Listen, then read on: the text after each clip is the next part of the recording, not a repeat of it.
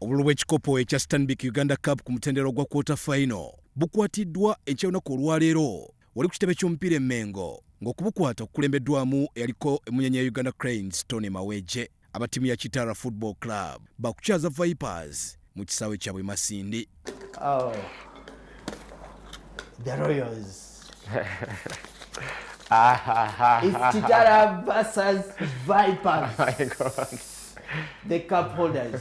Bull FC yakwambalagana ne Kcca nga ttiimu zombi zisambira mu liigi y'eggwanga ey'ababinywera.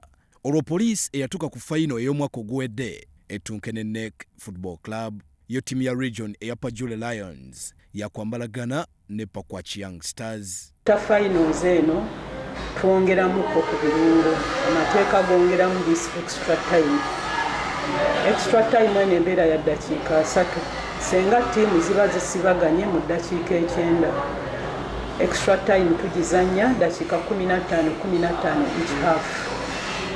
Senga tetusobola kufuna muwanguzi mwezi eddakiika 3 eziba zongeddwamu then tweyongerayo ne tugenda ku penalty shootout. Empiira gisuubirwa okuzanyibwa wakati w'ennaku z'omwezi 10 ne 14 omwezi guno ku bisaawe by'enjawulo.